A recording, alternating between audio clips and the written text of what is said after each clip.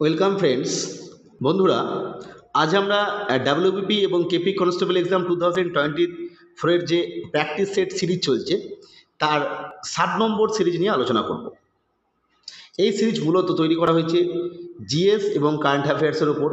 মূলত এই প্রশ্নগুলো প্রিভিয়াস ইয়ার কোশ্চেন অ্যানালাইসিস করে এবং বর্তমান যে পিআরবির যে বিভিন্ন পরীক্ষা সেখানকার ট্রেন্ড অ্যানালাইসিস করে তৈরি করা হয়েছে।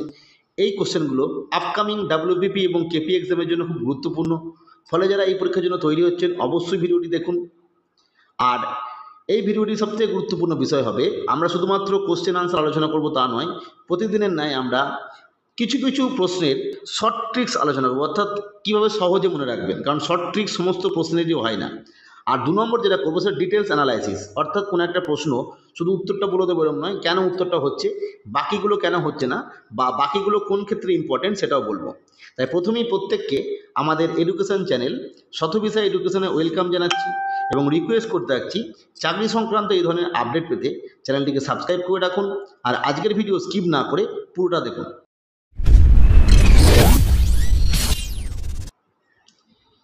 আজকের প্রশ্ন 1 নম্বর, সামরিক মহড়া মিত্র শক্তিতে ভারতের সাথে কোন দেশ অংশ নিয়েছিল?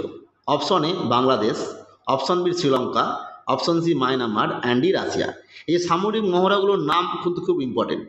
এই মহড়ার নামগুলো ইম্পর্টেন্ট এই কারণেই, কারণ আমি যখন আমাদের কারেন্ট অ্যাফেয়ার্সের চ্যাপ্টার পড়েছিলাম সেখানে বলেছিলাম যে কিছু কিছু জায়গা আপনাকে পড়তে হবে যেগুলো মনে রাখতে সুবিধা এবং যেখান থেকেই বেশি প্রশ্ন আসে। যেহেতু এটা ডাব্লিউবিপি বা কেপি কনস্টেবলের পরীক্ষা, সেহেতু এই ধরনের যে সামরিক মহড়া সেখান থেকে প্রশ্ন আসতেই পারে।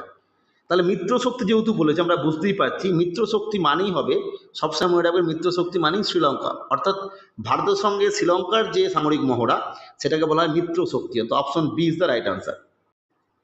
নেক্সট যেটা দেখবো আমরা 2 নম্বর প্রশ্ন, এটাও একটা কারেন্ট অ্যাফেয়ার্সের প্রশ্ন। প্যারিস অলিম্পিক 2024-এ ভারত কতগুলি পদক পেয়েছে? Option A 5, option B 6, option C 7 and D 8। এই ক্ষেত্রে আমি একটা ট্রিক্স বলবো।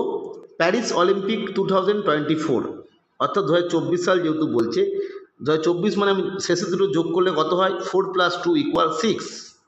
এইটা মনে রাখবেন, 4 + 2 = 6, অর্থাৎ 2024-এ ভারত পদক পেয়েছে 6টি। Option B is the right answer. Next দেখব আমরা, টোডা উপজাতিদের মূলত কোথায় দেখা যায়? অপশন এ মেঘালয় পর্বত, অপশন বি নীলগিরি পর্বত, অপশন সি ছোটনাগপুর মালভূমি অ্যান্ড ডি কুমায়ুন হিমালয়। টোডা উপজাতিটা খুব ইম্পর্টেন্ট, কারণ টোডা উপজাতি কিন্তু বর্তমানে এই টোডা উপজাতিদের বিভিন্ন সমস্যা তৈরি হচ্ছে এবং এই নিয়ে যখন আমি কোনো ডেসক্রিপটিভ পরীক্ষা যেগুলোতে হয়, বিশেষত মিসেলেনিয়াস বা অন্যান্য পরীক্ষা, ডাব্লিউবিসিএস তো 25 সাল থেকে হবে, সেক্ষেত্রে এরকম প্রশ্ন আসতেই পারে যে টোডা উপজাতি বা বর্তমানে পশ্চিমবঙ্গে যেটা একটা গুরুত্বপূর্ণ ট্রাইব রয়েছে টোটো ট্রাইব, যেটা আলিপুরদুয়ারে আছে, সেই টোটো ট্রাইবদেরও কিন্তু বিপন্ন হতে দেখা যাচ্ছে। সেখান থেকে প্রশ্ন আসতে পারে কেন, এর সঙ্গে বিপন্ন হওয়ার কারণ কি? অনেক কারণ থাকতে পারে, অর্থনৈতিক কারণ, সামাজিক কারণ, ভৌগোলিক অবস্থান, যাই হোক। আজকের প্রশ্ন, টোডা উপজাতি কোথায় দেখা যায়? টোডা উপজাতি দেখা যায় মূলত নীলগিরি পর্বতে। Option B is the right answer. প্রশ্নটা নীলগিরি পর্বতে অপশনে না থেকে তামিলনাড়ু থাকতে পারতো, তখন কিন্তু আপনাকে মনে রাখতে হবে তামিলনাড়ুই আনসার হতো। তামিলনাড়ু না থেকে এটা সাউথ ইন্ডিয়া থাকতে পারতো, তখন সাউথ ইন্ডিয়া উত্তর হতো। অর্থাৎ প্রশ্নগুলো অন্যভাবেও আসতে পারে। আর টোটো তো আমি একটু আগেই বললাম, টোটো হচ্ছে পশ্চিমবঙ্গের ক্ষেত্রে টোটো, এবং সেটা অবশ্যই যদি ডিস্ট্রিক্ট ওয়াইজ বলে তখন হবে আলিপুরদুয়ারে মূলত দেখা যায় টোটো উপজাতিদের। নেক্সট দেখব আমরা একটা বায়োলজি বা বিজ্ঞানের প্রশ্ন। পিনিয়াল গ্রন্থি কোথায় অবস্থিত? পিনিয়াল গ্ল্যান্ড যেটা, অপশন এ মস্তিষ্কে, অপশন বি গলায়, option C liver and D অগ্নাশয়। আমরা জানি যে মানবদের সবথেকে ছোট মলেস্ট যে গ্ল্যান্ড রয়েছে, সেই মলেস্ট গ্ল্যান্ড হচ্ছে পিনিয়াল গ্ল্যান্ড। এটা কোথায় অবস্থিত? আমি এর আগের দিন এই প্রশ্নটা দিয়েছিলাম যে মলেস্ট গ্ল্যান্ড কোনটি, তখন কিন্তু বলেছিলাম যে মলেস্ট গ্ল্যান্ড অবস্থিত মস্তিষ্কে, মূলত মস্তিষ্কের একদম মধ্যখানে পজিশনে এই পিনিয়াল গ্ল্যান্ডটা অবস্থিত। তাহলে প্রশ্ন কিন্তু নানাভাবে আসতে পারে, এটা আপনাকে মনে রাখতে হবে। নেক্সট যেটা দেখব 5 নম্বর প্রশ্ন, পিএইচ স্কেলে কি পরিমাপ করা হয়? খুবই সহজ প্রশ্ন। এ ভূমিকম্পের তীব্রতা, অপশন বি অ্যাসিড এবং ক্ষার, অপশন সি জারণ বিজারণ নির্দেশক, অ্যান্ড ডি রক্তের পরিমাণ। আমরা জানি যে পিএইচ বলতে আমরা যেটা বুঝি সেটা হচ্ছে অ্যাসিড এবং ক্ষারের পরিমাণ, অর্থাৎ নির্দিষ্ট যে পিএইচ রয়েছে তার আগে হলে অ্যাসিড এবং পরবর্তী ক্ষেত্রে আমরা জানি এটাকে বলা হয় ক্ষার। এই যে স্কেল, এটাই হচ্ছে পিএইচ স্কেল। ফলে আমরা বুঝতেই পারছি পিএইচ স্কেল দিয়ে আমরা নিরূপণ করি অ্যাসিড এবং ক্ষার। The option B is the right answer. এইভাবে আসতে পারে রিক্টার স্কেলে কী করা হয়, তখন হবে ভূমিকম্পের তীব্রতা। নেক্সট দেখব আমরা 6 নম্বর, ভূপাল গ্যাস দুর্ঘটনা কত সালে হয়? Option A 1981, option B 1982, option C 1983, and D 1984। Environmental স্টাডিজের ক্ষেত্রে বা পরিবেশ দূষণ ক্ষেত্রে এই বিষয়গুলো খুব ইম্পর্টেন্ট, যে ভূপাল গ্যাস দুর্ঘটনা কত সালে হয় বা ভূপাল গ্যাস দুর্ঘটনার জন্য দায়ী গ্যাসটির নাম কি। আমরা জানি যে ভূপাল গ্যাস দুর্ঘটনা যখন হয় এবং সেখান থেকে যে গ্যাসটা বেরিয়ে সেটাকে বলা হয় মিক। অনেক সময় প্রশ্ন আসে যে মিক, এই যে কথাটা বলছি এর পুরো নামটা কি। এটা মনে রাখতে হবে মিথাইল আইসো সায়ানেট, অর্থাৎ সায়ানাইড নয়, কিন্তু প্রশ্ন দেয় মিথাইল আইসো সায়ানাইড, কিন্তু সেটা হবে না, নামটা হবে মিথাইল আইসো সায়ানেট। এই শেষের নামটা মনে রাখবেন, সায়ানেট। আর ঘটেছিল কবে না, ঘটেছিল 1984 সালে এই ঘটনাটা ঘটে। আমরা জানি যে 2রা এবং 3রা ডিসেম্বর, অর্থাৎ এই দুটোর মধ্যেখানে রাত্রে, অর্থাৎ 2 তারিখ শেষ হচ্ছে এবং 3 তারিখ শুরু হচ্ছে, যেটা ঠিক সেই দিন মানে সেই রাতে আর কি 1984 সালে ভূপালে এই ঘটনা ঘটে। নেক্সট যেটা দেখব, কবে জাতীয় শিক্ষা পরিষদ গঠিত হয়, তৈরি হয়? Option A 1904, option B 1906, option C 1908, option D 1910। জাতীয় শিক্ষা পরিষদ বা ন্যাশনাল এডুকেশন কাউন্সিল যেটা, এটার গুরুত্বপূর্ণ বিষয় কেন না, আমরা জানি 1905 সালে যখন বঙ্গভঙ্গ এবং স্বদেশী আন্দোলন শুরু হলো, বঙ্গভঙ্গের প্রতিবাদে লর্ড কার্জনের দ্বারা ঘোষিত বঙ্গভঙ্গ, সেই সময় আমরা জানি বিভিন্ন নাম ইম্পর্টেন্ট। একটা হচ্ছে এসএনবি, সুরেন্দ্রনাথ ব্যানার্জি, কারণ কার্জন বলেই দিয়েছিলেন যে partition of Bengal is a settled fact. তখন কিন্তু এই আমাদের এসএনবি বলেই দিয়েছিল যে এই সেটেল ফ্যাক্টটাকে আমরা আনসেটেল করে দেবো, এবং কার্জন তখন এই এসএনবি সুরেন্দ্রনাথ ব্যানার্জিকে বলতো স্যারেন্ডার নট ব্যানার্জি। যাই হোক, এই যে বঙ্গভঙ্গ বা স্বদেশী আন্দোলন শুরু হলো, সেই জায়গা থেকে এই যে স্বদেশী আন্দোলন শুরু হলো এবং তার সঙ্গে ছিল বয়কট আন্দোলন। এই স্বদেশী এবং বয়কটের মূল উদ্দেশ্যই ছিল যে আমরা নিজেরা স্বনির্ভর হব এবং বিদেশি জিনিস বয়কট করব, বাতিল করে দেবো। এই এস আর বি মনে রাখবেন। সেক্ষেত্রে স্বদেশী হতে গেলে আমাদের তো ব্রিটিশদের ওপর ভরসা করলে হবে না। ফলে সেই সময় দেখবেন বিভিন্ন কারখানা, সাবান কারখানা, বেঙ্গল কেমিক্যালস, বিভিন্ন কলেজ তৈরি হলো, এবং সেই কলেজের মধ্যে অন্যতম যেটা হলো সেটা হচ্ছে ন্যাশনাল এডুকেশন কাউন্সিল, জাতীয় শিক্ষা পরিষদ, এবং এটা তৈরি হলো 1906 সালে, অর্থাৎ option B is the right answer. আর এই জাতীয় শিক্ষা পরিষদ যখন তৈরি হলো, সেখানে এসে হাজির হলেন অরবিন্দ ঘোষ, অর্থাৎ অধ্যক্ষ নির্বাচিত হলেন অরবিন্দ ঘোষ। কারণ আমরা জানি এর আগে অরবিন্দ ঘোষ কিন্তু বরোদা বলে একটা প্রিন্সলি স্টেট ছিল সেই সময়, সেই বরোদার প্রিন্সলি স্টেট যেটা, সেখানে কাজ করতেন। কারণ তিনি এটা ভেবেছিলেন, কারণ তিনি আইসিএস, আমরা জানি আইসিএস পড়তে গিয়েছিলেন, এবং সেখানে তিনি এটা রিয়ালাইজ করেছিলেন যে আইসিএস পরীক্ষায় পাস করে যখন তিনি পরীক্ষায় চাকরি করবেন, সে তো ব্রিটিশদের আন্ডারেই কাজ করতে হবে। তার থেকে বরোদা যেহেতু প্রিন্সলি স্টেট এবং সেখানে ব্রিটিশদের ওপর সরাসরি নিয়ন্ত্রণ নেই, অর্থাৎ প্রিন্সলি স্টেটটা আমরা জানি যে তারা শুধুমাত্র ট্যাক্স পে করতো, বাকি সমস্ত নিয়ন্ত্রণ ছিল ওই রাজ্যের। ফলে তিনি বরোদা রাজ্যে কিন্তু কাজ করতেন। পরবর্তী সময় 1906 সালে তিনি চলে এলেন এই জাতীয় শিক্ষা পরিষদে। এটা একটা অরবিন্দ ঘোষের কাহিনী বললাম। পরবর্তী সময় আমরা জানি এরপর 1908 সাল আসবে, সেই সময় আলিপুর বোমা মামলা, তারপরে তাকে এই বিষয়ে ধরা হবে, তখন তিনি তাকে মুক্ত করবেন সিআর দাস, চিত্তরঞ্জন দাস, এবং পরবর্তী সময় তিনি, আমরা জানি যে তিনি পন্ডিচেরি চলে যাবেন আধ্যাত্মিক জীবন চালনা করার জন্য। যাই হোক, নেক্সট আমরা দেখব 8 নম্বর, মহিলা হিসাবে টেস্ট ক্রিকেটে দ্রুততম ডাবল সেঞ্চুরি কে করলেন, অর্থাৎ এটাও একটা current affairs. Option A Harmanpreet Kaur, option B Smriti Mandhana, option C Shafali Verma, and D Richa Ghosh. আমরা বুঝতেই পারছি যেটা একটা প্রত্যেকেই ভারতীয় ক্রিকেটার, মহিলা ক্রিকেটার। সেক্ষেত্রে টেস্ট ক্রিকেটে দ্রুততম ডাবল সেঞ্চুরি করলেন রিসেন্টলি, সেটা হচ্ছে ভারতীয় ওপেনার শেফালি ভার্মা, এবং তিনি করেছিলেন versus south Africa.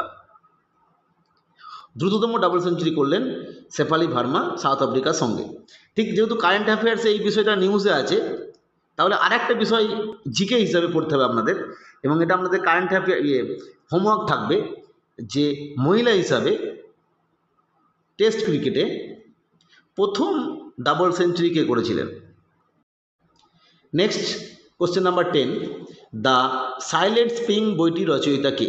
Option A Stephen Hawkins, option B Charles Dickens, option C Mark Jones, and D Rachel Carson.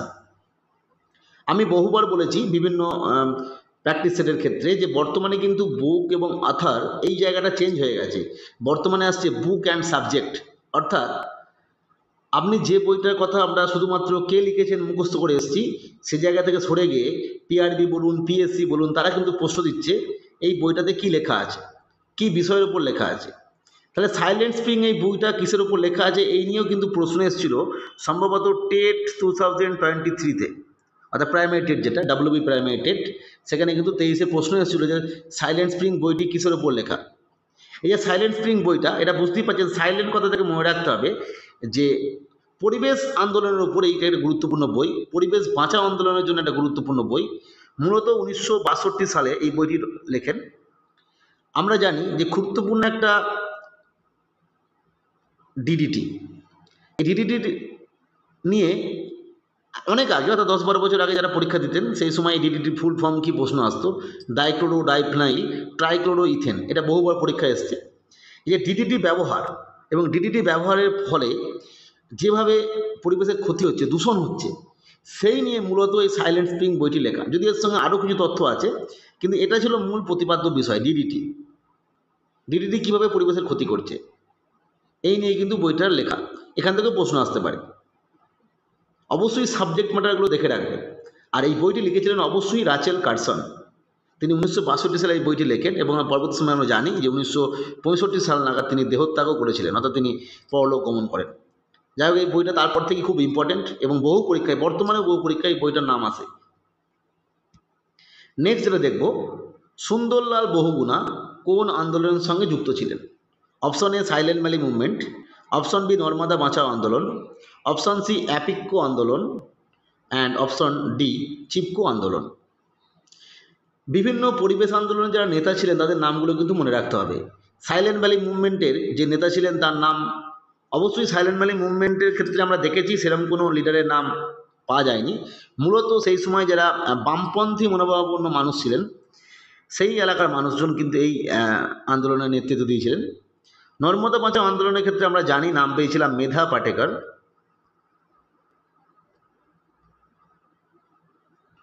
আর অ্যাপিকো আন্দোলনে আমরা জানি যে এটা মূলত সিরসির এলাকার হয়েছিল, এবং সেই এলাকার গুরুত্বপূর্ণ পরিবেশ আন্দোলন, পরিবেশবাদী পাণ্ডুরাম হেগড়ে মহাশয় এই নেতৃত্ব দিয়েছিলেন।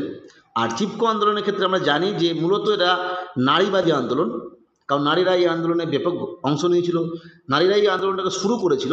কিন্তু পরবর্তী সময়ে সুন্দরলাল বহুগুণা এবং চণ্ডীপ্রসাদ ভাট মহাশয় এই বিষয়ে অগ্রণী ভূমিকা নেন, এবং তারা আন্দোলনটাকে পরবর্তী সময়ে আরও ব্যাপক রূপ দেন। অর্থাৎ সুন্দরলাল বহুগুণা হচ্ছেন চিপকো আন্দোলনের সঙ্গে যুক্ত একজন ব্যক্তি বা নেতা। অবশ্যই সুন্দরলাল বহুগুণা এবং চণ্ডীপ্রসাদ ভাট, এই নামগুলো মনে রাখবেন, এখান থেকে প্রশ্ন আসে। নেক্সট আমরা দেখব রথ মুসল ও মহাশিলা কণ্টক যুদ্ধাস্ত্রগুলি প্রথম কে ব্যবহার করেন? Option A Ajatashatru, option B Chandragupta Maurya, option C Ashoka, and D Bimbisara. আমরা বর্তমানে দেখছি বিভিন্ন ট্রেন্ড, কোশ্চেনের ট্রেন্ড কিন্তু চেঞ্জ হচ্ছে, বারবার বলছি। সেখানে দেখা যাচ্ছে যে একটু অন্য ধরনের প্রশ্ন আসছে। এই রথমুসল এবং মহাশিলা কণ্টক এটা হচ্ছে অ্যাকচুয়ালি যুদ্ধ অস্ত্র, এগুলো প্রথমকে ব্যবহার করেন। বা আরেকটা প্রশ্ন রিসেন্টলি খুব আসছে, তুলঘুমা যুদ্ধ পদ্ধতি বা তুলঘুমা ওয়ার স্ট্র্যাটেজি প্রথমকে নিয়ে আসে ভারতের ইতিহাসে, এই ধরনের প্রশ্ন আসছে। তুলঘুমা বললে অবশ্যই আমরা জানি এটা হবে উত্তর বাবর। আর যদি রথ মুসল এবং মহাশিলা কণ্টক বলেছে, তাহলে এটার ক্ষেত্রে উত্তর হবে অজাতশত্রু। মূলত অজাতশত্রু, আমরা জানি যে যে ঘটনাটা ঘটেছিল সেটা হচ্ছে বিম্বিসার তার পিতা মগধের সিংহাসনে বসার পর সমস্ত অন্যান্য রাজ্যের থেকে নিজেকে বাঁচিয়ে রাখার জন্য তিনি বিবাহের মাধ্যমে সম্পর্ক স্থাপন তৈরি করেন, এবং এই বিবাহের কারণেই আমরা জানি পরবর্তী সময়ে অজাতশত্রুকে সমস্যায় পড়তে হয়, এবং তার যে অন্যান্য যে মা ছিল আর কি, তাদের যে সন্তান, তাদের সন্তানের যারা অভিভাবক ছিলেন, মানে মামা বা এই ধরনের সম্পর্ক ছিল, তারা কিন্তু পরবর্তী সময়ে অজাতশত্রুর সঙ্গে সমস্যা তৈরি করেন। সেই জায়গা থেকে অজাতশত্রুকে বিভিন্ন সময় যুদ্ধ বিগ্রহের মধ্যেই থাকতে হতো, এবং সেই সময় তিনি রথ মুসল এবং মহাশিলা কণ্টক নামে দুটো যুদ্ধাস্ত্র ব্যবহার করেছিলেন। যে মহাশিলা কণ্টক লেখা আছে, মহাশিলা কণ্টক থেকে আমরা মনে রাখবেন, মহাশিলা মানে বড় পাথর, এইভাবে মনে রাখবেন। অর্থাৎ কোনো কিছু জিনিসের মাধ্যমে, যেমন আমরা যেমন ক্রেনের মাধ্যমে কোনো জিনিস তুলি, ঠিক ওইভাবে ভাবুন, কোনো কিছু একটা কিছুর মাধ্যমে বড় বড় পাথর ছোঁড়া হতো এইভাবে, এটাকে বলে মহাশিলা কণ্টক। আর রথমুসলও ঠিক ওই ধরনেরই। রথমুসল মানে হচ্ছে একটা রথ, রথটায় যিনি থাকতেন তিনি রথের ভেতরে থাকতেন আর গার্ড অবস্থায়, আর বাকি চারিদিকে, রথের চারিদিকে তীর ধনুক এসব রাখা থাকতো। সেগুলো কি করা হতো, ওই সৈন্যদলের উপর দিয়ে নিয়ে যাওয়া হতো। ফলে ওপর মানে অপরপক্ষে যারা আছে তারা কিন্তু বুঝতে পারতো না ভেতরে কি আছে বা সে কোন দিকে যেতে চাইছে। ফলে এই যে অবস্থা, এই যে বাকি বর্ষা বল্লম এগুলো থাকতো, বা কেউ কেউ লুকিয়ে লুকিয়ে তীর ধনুক নিয়ে বসে থাকতো, তারা কিন্তু যুদ্ধ করতে পারতো খুব সহজেই। এটা হচ্ছে রথমুসল। তাহলে আমরা বুঝতেই পারছি এই দুটো গুরুত্বপূর্ণ এবং সুন্দর যুদ্ধ পদ্ধতি নিয়ে এসেছিলেন অজাতশত্রু, এবং তিনি এই বিষয়ে ব্রিজি রাজ্যকে, যে যুদ্ধ হয়েছিল আমরা জানি দীর্ঘদিন ধরে তার সঙ্গে, তার ক্ষেত্রে এই মেন যে সাফল্য সেটার জন্য এই এই দুটো যুদ্ধাস্ত্রের জন্যই এসেছিল। নেক্সট আমরা দেখব 13 নম্বর, বন্দে মাতরম গানটি জাতীয় কংগ্রেসের কোন অধিবেশনে প্রথম গাওয়া হয়? Option A 1985, option B 1996, option C 1911 and D 1916। জাতীয় কংগ্রেসের ইতিহাসটা খুব ইম্পর্টেন্ট এবং আপনাকে মুখস্থ করতেই হবে। প্রথম কে ছিলেন, শেষ কে ছিলেন, কম বয়স্ক কে ছিলেন, মহাত্মা গান্ধী কতবার হয়েছিলেন, কবে হয়েছিলেন, সুভাষচন্দ্র বসু কতবার হয়েছিলেন, সবথেকে বেশি দিন কে ছিলেন, স্বাধীনতা প্রাপ্তির সময় কে ছিলেন, মহিলা হিসেবে প্রথম কে হন, ভারতীয় মহিলা হিসেবে প্রথম কে হন, এগুলো কিন্তু পড়তে হবে। তাহলে আমরা যদি 1985 সালটা দেখি, এটা ইম্পর্টেন্ট কেন? এটা হচ্ছে ফার্স্ট সেশন জাতীয় কংগ্রেসে, যার সভাপতি ছিলেন উমেশচন্দ্র ব্যানার্জি। হয়েছিল কোথায়? না বোম্বে। 1986 এটাও হয়েছিল কলকাতাতে, আমরা জানি। আর 1911 এটাও হয়েছিল কলকাতাতে। আর 1916 এটা হচ্ছে লখনৌ সেশন, আমরা ভালো করেই জানি। তাহলে 1996 সালটা ইম্পর্টেন্ট এই কারণেই, 1996 সালে প্রথমবারের জন্য বন্দে মাতরম গানটি গাওয়া হয়েছিল, যেটা ছিল কলকাতা সেশন। প্রশ্ন আসে কত সালে, কোন সেশনে, বা এই সময় সভাপতি কে ছিলেন? এই সময় সভাপতি ছিলেন রহমতুল্লাহ সাহানি। এটা মনে রাখতে, রহমতুল্লাহ সাহানি এর সভাপতি ছিলেন। আর 1911 ইম্পর্টেন্ট কেন? এই সময় জনগণ গানটা প্রথম গাওয়া হয়, এবং এটাও কলকাতা সেশনে হয়েছিল। এটা মনে রাখবেন এভাবে, যে বন্দে মাতরমও কলকাতা, জনগণও কলকাতা। এবং এইখানে যে সভাপতি ছিলেন তিনি হচ্ছিলেন বিসেন নারায়ণ ধর। কলকাতা যখন অধিবেশন হলো 1911, যখন জনগণ গাওয়া হলো, তখন ছিলেন বিসেন নারায়ণ ধর। আর এটা তো আমরা জানি যে 1916 সালে সেই বিখ্যাত লখনৌ অধিবেশন, এবং যেটাকে লখনৌ প্যাক্ট বলা হয়, যেখানে চরমপন্থী বা নরমপন্থীদের মিলন, বা আইএনসি এবং মুসলিম লীগের মধ্যে চুক্তি মিলন, এই ঘটনাগুলো ঘটেছিল, খুব ইম্পর্টেন্ট। এবং এই সময় আনি বেসান্ত, লালা লাজপত রায়, তারা কিন্তু গুরুত্বপূর্ণ ভূমিকা নিয়েছিলেন। নেক্সট আমরা দেখব পরবর্তী প্রশ্ন, ইন্ডিয়া উইন্স ফ্রিডম বইটি কার লেখা? Option A Mahatma Gandhi, option B Abul Kalam Azad, option C Syed Ahmed Khan, and D B D Savarkar, অর্থাৎ বিনায়ক দামোদর সাভারকার। আমি একটু আগেই বলছিলাম বুক অ্যান্ড অথর পড়া মানি বুক অ্যান্ড সাবজেক্ট এটাও পড়তে হবে। ইন্ডিয়া উইন্স ফ্রিডম কমন বই, বহুবার পরীক্ষায় এসছে।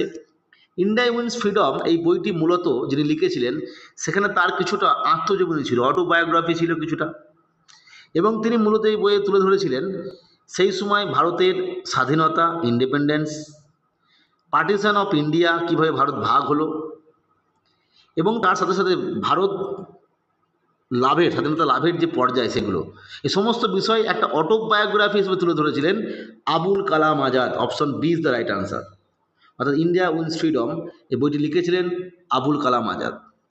এই ধরনের কিছু গুরুত্বপূর্ণ বই খুব ইম্পর্টেন্ট, যেটা হচ্ছে India wins freedom, my struggle, my experience with truth, discovery of India. এই বইগুলো কিন্তু দেখে রাখবেন কে লিখেছিল এবং এই বইয়ের সাবজেক্ট ম্যাটার কী। নেক্সট যেটা দেখব 15 নম্বর প্রশ্ন, লোকসভার যৌথ অধিবেশনে কে সভাপতিত্ব করেন? অপশন এ লোকসভার স্পিকার, অপশন বি লোকসভার ডেপুটি স্পিকার, অপশন সি রাজ্যসভার চেয়ারম্যান, অ্যান্ড ডি রাজ্যসভার ভাইস চেয়ারম্যান। অবশ্যই আপনারা যদি পারেন চেষ্টা করবেন। আমরা জানি যে লোকসভার আলাদা সেশন হয় এবং রাজ্যসভার আলাদা সেশন হয়। লোকসভার যে সেশন হয় সেখানে সভাপতিত্ব থাকেন স্পিকার, এবং রাজ্যসভার যে সভা হয় সেখানে সভাপতিত্ব করেন চেয়ারম্যান। আমরা জানি রাজ্যসভার চেয়ারম্যান পদাধিকার বলে ভারতের উপরাষ্ট্রপতি। কিন্তু যখন লোকসভা এবং রাজ্যসভার মধ্যে আমরা জানি বিলের আদান প্রদান হয়, কোনো কক্ষ থেকে এই কক্ষে পাঠায়, আবার এই কক্ষ থেকে এই কক্ষে পাঠায়, দুজনের সম্মতিক্রমে কোনো একটি বিল পাস হয়। যদিও সব বিল নয়, যে বিলগুলোর ক্ষেত্রে এটা প্রয়োজন, কারণ আমরা জানি মানি বিলের ক্ষেত্রে এরকম হবে না। যাই হোক আর কি, তা যে সমস্ত বিলগুলোর ক্ষেত্রে এটা কার্যকরী, সেই সমস্ত বিলের ক্ষেত্রে যদি কোনো একটা বিল লোকসভা থেকে রাজ্যসভায় চলে গেল, রাজ্যসভা আটকে দিল, বা রাজ্যসভা থেকে লোকসভা গেল, লোকসভা আটকে দিল, বা বিলটা ফেরত পাঠালো, অর্থাৎ একটা বিল নিয়ে অচল অবস্থা তৈরি হলো, ঠিক সেই সময় লোকসভায় যৌথ অধিবেশন হয়। এই যৌথ অধিবেশন যিনি ডাকেন, ভালো করে মনে রাখবেন, যৌথ অধিবেশন ডাকেন, অর্থাৎ joint session called by the president, অর্থাৎ ভারতের রাষ্ট্রপতি যৌথ অধিবেশন ডাকেন। ডাকতে পারবেন, আহ্বান করতে পারবেন অনলি প্রেসিডেন্ট। কিন্তু যৌথ অধিবেশনে যিনি সভাপতিত্ব করবেন তিনি অবশ্যই লোকসভার স্পিকার। লোকসভার স্পিকার সভাপতিত্ব করবেন। প্রশ্ন হলো, প্রথম প্রশ্ন, যদি সেই সময় লোকসভার স্পিকার উপস্থিত না থাকেন তাহলে সেক্ষেত্রে সেই সভার দায়িত্ব কে নেবেন, পরিচালনা কে করবেন?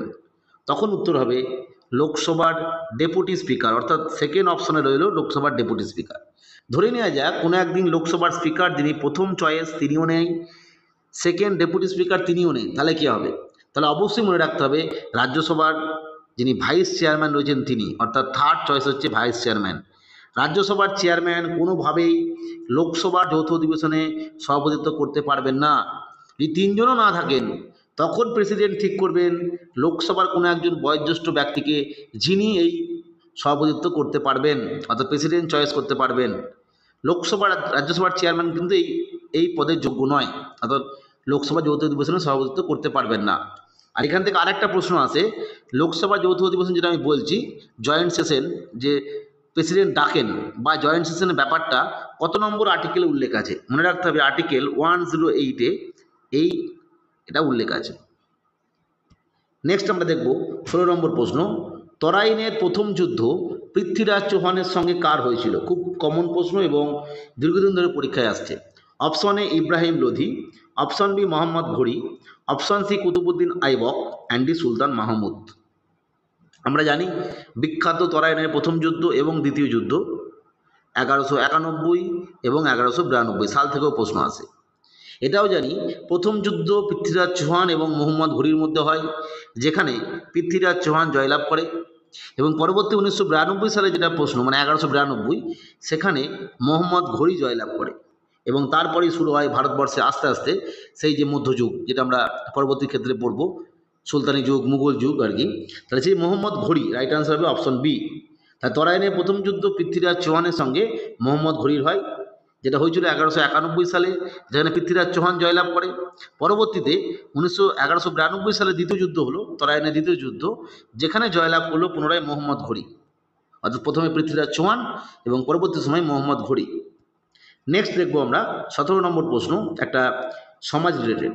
সত্যশোধক সমাজ কে তৈরি করেন? Option A Mahatma Gandhi, option B B R Ambedkar, option C Madan Mohan Malaviya, and D Jyotiba Phule. Satyashodhak সমাজ খুব ইম্পর্টেন্ট এবং এই নিয়ে বহুবার প্রশ্ন আসে। ডাব্লিউবিপি কেপির ক্ষেত্রে এটা খুব ইম্পর্টেন্ট, ফলে যারা প্রশ্নটা দেখছেন তারা অবশ্যই চেষ্টা করবেন আগে, তারপরে উত্তরটা দেখবেন। সত্যশোধক সমাজ বলতে এই সোসাইটি থেকেই বুঝতে পারছেন এটা কোনো একটা বিষয়ের সত্য উদ্ঘাটন করার বিষয়, অর্থাৎ সমাজের সত্যের উদ্ঘাটন। অর্থাৎ আমরা জানি যে জ্যোতিবা ফুলে তিনি ছিলেন নিম্ন বর্ণের একজন মানুষ। তিনি যখন তার চাইল্ডহুড বা বয়হুড কাটিয়েছিলেন, সেই সময় আমরা দেখেছি তাকে বিভিন্নভাবে নিম্ন বর্ণের হওয়ার জন্য বিভিন্ন সমালোচনা, বিভিন্ন জায়গায় ঢুকতে বাঁধা, এই সমস্ত বিষয়ের তিনি সম্মুখীন হয়েছিলেন। সেই বিষয়ে তিনি লেখেন, মানে তৈরি করলেন, তার থেকে মুক্তি পাবেন কিভাবে, সেই জন্য তিনি তৈরি করলেন সত্য শতক সমাজ। এবং এই বিষয়গুলো তিনি একটা বইয়ের মধ্যে লিপিবদ্ধ করলেন, যার নাম দিলেন, বইটার নাম দিলেন গোলামগিরি। এই গোলামগিরি থেকেও প্রশ্ন আসে যে গোলামগিরি বইটি কে লিখেছিলেন। খুব ইম্পর্টেন্ট, সত্য শতক সমাজ এবং গোলামগিরি। নেক্সট দেখব আমরা 18 নম্বর প্রশ্ন, পশ্চিমবঙ্গের কোন দিকে জলভোগ দ্বারা বেষ্টিত আছে? সহজ প্রশ্ন, অবশ্যই প্রত্যেকে পশ্চিম ম্যাপটা ভাবুন এবং উত্তর করার চেষ্টা করুন। অপশন এ উত্তর পূর্ব, অপশন বি উত্তর পশ্চিম, অপশন সি দক্ষিণ পশ্চিম, অ্যান্ড ডি দক্ষিণ পূর্ব। অর্থাৎ যদি আমরা নর্থ টু ইস্ট একটা লাইন টানি, তাহলে দেখব যে কোন দিকে জলভাগ রয়েছে। অর্থাৎ প্রথমে আছে উত্তর পূর্ব, অর্থাৎ নর্থ ইস্ট। নর্থ ইস্ট মানে আমরা বুঝতেই পারছি একদম সেই ভুটান, আসাম, সিকিম, এই বিষয়গুলো রয়ে গেছে। নর্থ ওয়েস্টেও তাই, বিহার, সিকিম, কিছু নেপালের অংশ কিছু ঠেকে আছে এখানে। সাউথ ওয়েস্ট, সাউথ ওয়েস্ট মানে আমরা বুঝতে পারছি একদম উড়িষ্যা এবং ঝাড়খণ্ড রয়েছে। তাহলে সাউথ ইস্ট যেটা, সেখানে কিছুটা বাংলাদেশ থাকলেও এদিকটাতে কিন্তু রয়েছে বঙ্গোপসাগর। অর্থাৎ আমরা বুঝতে পারছি সাউথ ইস্ট হবে, অর্থাৎ দক্ষিণ পূর্ব, অর্থাৎ option D is the right answer, দক্ষিণ পূর্ব। এই দিকে ভারতবর্ষের মানে পশ্চিমবঙ্গের ক্ষেত্রে জলভাগ রয়েছে। নেক্সট আমরা দেখব 19 নম্বর প্রশ্ন, আন্দামান নিকোবর দ্বীপপুঞ্জের সর্বোচ্চ শৃঙ্গের নাম কি? অর্থাৎ highest peak of Andaman Nicobar island. Option A Mount কুরিয়ার, option B saddle peak, option C barren দ্বীপ, অ্যান্ড ডি আনাইমুদি। আমরা এই আনাইমুদি নামটা বহুবার পাবো, কারণ আনাইমুদি থেকে বহুবার প্রশ্ন আসে। এটা হচ্ছে দক্ষিণ ভারতের সর্বোচ্চ শৃঙ্গ, অর্থাৎ সাউথ ইন্ডিয়ার ক্ষেত্রে সর্বোচ্চ শৃঙ্গ যদি বলে, হাইয়েস্ট পিক বলে, তখন হবে আনাইমুদি। যদি বলে ওয়েস্টার্ন ঘাটের সর্বোচ্চ শৃঙ্গ, তখন হবে আনাইমুদি। এটা কিন্তু মনে রাখবেন। আর আন্দামান নিকোবর দ্বীপপুঞ্জের সর্বোচ্চ শৃঙ্গের নাম হচ্ছে স্যাডেল পিক। এবার প্রশ্ন আসে যে স্যাডেল পিক কোথায় অবস্থিত, তখন মনে রাখতে হবে উত্তর আন্দামানে, অর্থাৎ নর্থ আন্দামানে এই স্যাডেল পিকটা অবস্থিত। এখন বর্তমানে এই প্রশ্নটা আসছে যে স্যাডেল পিক আন্দামানে ঠিক কোথায় অবস্থিত, উত্তর আন্দামান, দক্ষিণ আন্দামান, ক্ষুদ্র আন্দামান বা মধ্য আন্দামান, তখন মনে রাখতে হবে নর্থ আন্দামান। শুধুমাত্র স্যাডেল পিক নয়, ব্যারেন দ্বীপ, এগুলো কোথায় অবস্থিত, এখান থেকে প্রশ্ন আসছে। নেক্সট আমরা দেখব 20 নম্বর প্রশ্ন এবং আজকের সেটের শেষ প্রশ্ন এবং আজকের সেটের সব থেকে সহজ প্রশ্ন। 20 নম্বর প্রশ্নটা আলোচনার আগে একটা কথা বলে রাখি, পুনরায় একটা রিকোয়েস্ট করে রাখি, যদি আপনি আমাদের চ্যানেল নতুন হন তাহলে অবশ্যই চ্যানেলটিকে সাবস্ক্রাইব করে রাখুন এবং যদি ভালো লাগে ভিডিওটা অবশ্যই লাইক করুন। যাই হোক, সুন্দরবনের কী মৃত্তিকা দেখা যায়? এটার অপশন এ হচ্ছে লবণাক্ত মৃত্তিকা, অপশন বি পলি মৃত্তিকা, অপশন সি ল্যাটেরাইট মৃত্তিকা, অ্যান্ড ডি রেগুর মৃত্তিকা। আমরা বুঝতেই পারছি যে যেহেতু সুন্দরবন একটা বঙ্গোপসাগরের কাছাকাছি এলাকা, সমুদ্রের কাছাকাছি এলাকা, অবশ্যই মৃত্তিকা হবে লবণাক্ত মৃত্তিকা। তো option A is the right answer. পলি মৃত্তিকা হওয়া সম্ভব নয়, ল্যাটেরাইট মৃত্তিকাও সম্ভব নয়, রেগুর মৃত্তিকাও নয়। যাই হোক, আজকে আমরা আরও 20টি প্রশ্ন আলোচনা করলাম। পরবর্তী বিভিন্ন ভিডিও পেতে অবশ্যই চ্যানেলটিকে সাবস্ক্রাইব করে রাখুন। আজকের ভিডিও দেখার জন্য প্রত্যেককে অসংখ্য ধন্যবাদ।